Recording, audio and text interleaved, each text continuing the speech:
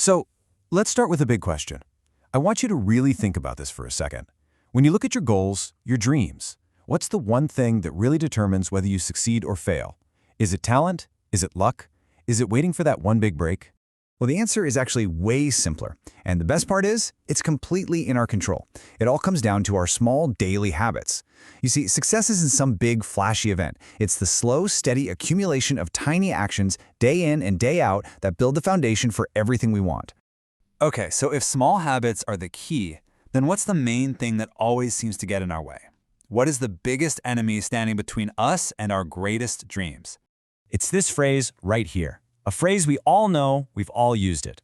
I'll do it tomorrow. Procrastination. It's the silent killer of big dreams. The simple act of putting off the small, necessary things that actually lead to the big results. To really get why consistency is so crucial even when we don't see results right away, we're going to turn to an amazing lesson from nature, the story of the Chinese bamboo tree. This is an incredible metaphor for growth, and more importantly, for patience. We've all been there, haven't we? You start a new habit, you're going to the gym, you're learning a new skill, and after a few weeks, you look for progress, and you see nothing. It's so frustrating. It makes you want to quit. But that feeling comes from a total misunderstanding of how real growth actually works. Think about this for a second. For the first 5 years after you plant a bamboo seed, you water it, you nurture it, and you see absolutely nothing break through the soil. 5 years of work with zero visible results. Why? Because all the action, all the growth is happening underground, building this massive, strong root system. And then, after those 5 years of building invisible roots, something incredible happens.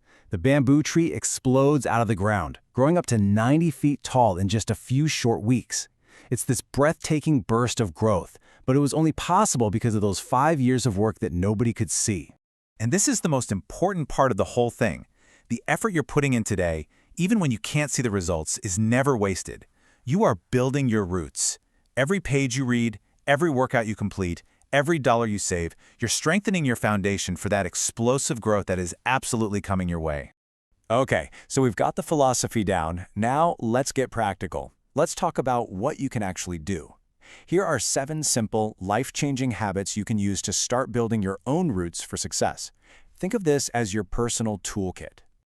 This is a question I think every single one of us asks. Life is so busy, and it just feels like there are never enough hours in the day. But what if you could magically create more time? Well, the solution is surprisingly simple. Wake up just 1 hour earlier each day. I know, it might sound tough at first, but that 1 hour a day adds up to 365 extra hours over a year. That is more than 15 full 24-hour days that you get back to work on your goals, to learn, to create, to just live. The idea of reading more can feel pretty overwhelming, right? Where do you even start? How do you find the time? The key isn't to read for hours at a time, but to build a small, sustainable habit that you can actually stick with. And the solution is to start small. Just 10 pages a day. It feels like nothing, doesn't it? But look at how it compounds. Those 10 pages a day become 12 books a year. You could become an expert in a brand new field with that kind of consistency. We all have those giant, intimidating goals. You know, writing a book, starting a business, running a marathon. They seem so big that we don't even know where to begin. So a lot of the time we just don't. The secret is to break it down into ridiculously small pieces. You want to write a book? Don't even think about the book. Just focus on writing 200 words a day. That's just a couple of paragraphs. It's so manageable. But if you do that every day, in a year, you'll have a complete book. And this applies to any big goal you have. Okay, let's get back to our old enemy. How do we fight that powerful urge to say, I'll do it tomorrow? We need a quick, immediate weapon to fight back. This is the 5-second rule, and it is incredibly simple. The moment you have an instinct to act on a goal, or you know you should do something you've been putting off, you start counting down backwards from 5. 5, 4, 3, 2, 1, go. The countdown interrupts your brain's hesitation, and when you hit 1, you just physically move to start the task. Our mindset literally shapes our reality. If we're constantly focused on what's wrong, we're going to feel negative and stuck. So how do we shift that focus easily and effectively? You practice gratitude. Every single night, before you go to sleep, take 2 minutes and write down 3 specific things you are grateful for that day. This simple act literally retrains your brain to look for the positive, shifting your entire perspective from a place of what's missing to a place of appreciation for what you have. Next up, fitness. We often get trapped in this all-or-nothing mindset, right? We think we need a perfect hour at the gym for it to count, and the result? We end up doing nothing at all. The truth is, a simple 10-minute workout at home done every single day is infinitely more powerful because it actually happens. Consistency will always beat an intensity that you never get around to. And finally, the modern challenge, the smartphone. It can be a total black hole for our time and attention. To regain control, just ask yourself one simple question before you unlock your phone. Is this developing me, or is it just distracting me? So, we've covered the philosophy of the bamboo tree and 7 really practical habits. But what's the one common thread? What's the single underlying principle that makes all of this actually work? So what's the one thing that connects waking up early, reading 10 pages a day, and using the 5-second rule?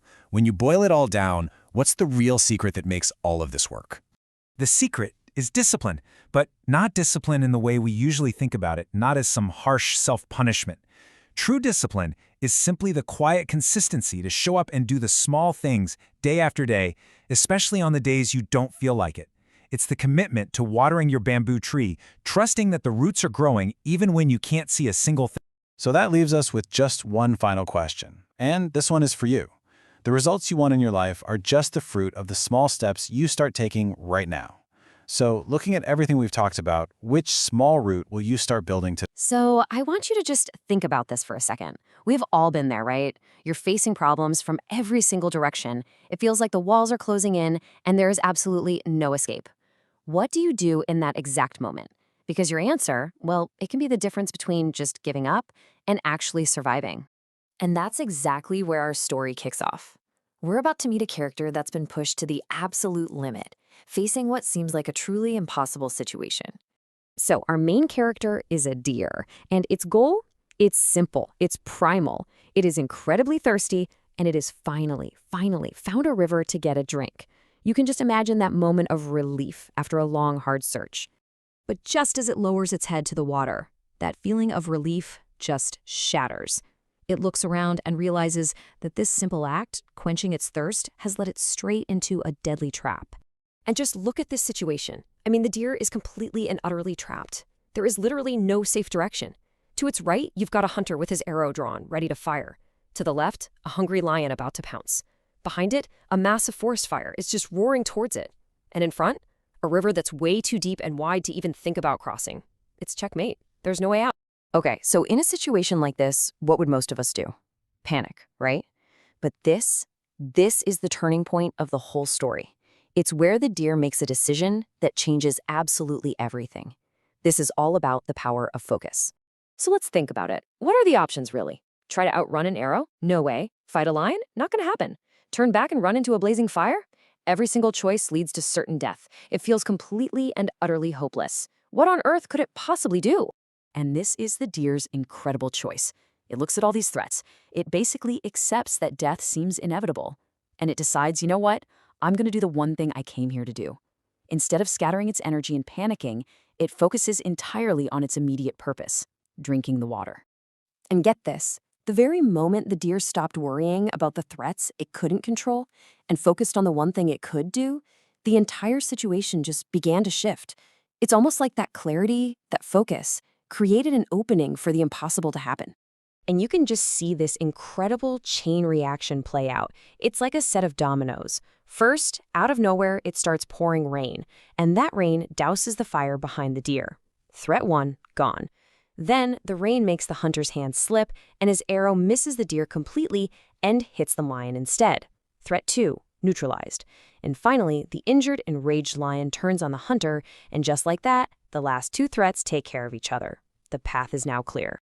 It is an amazing story, right? But what does it actually mean for us in our lives?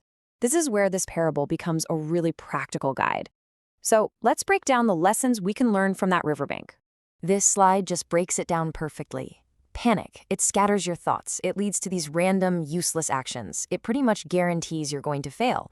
But focus, what the deer chose to do, that brings clarity. It lets you take one deliberate action.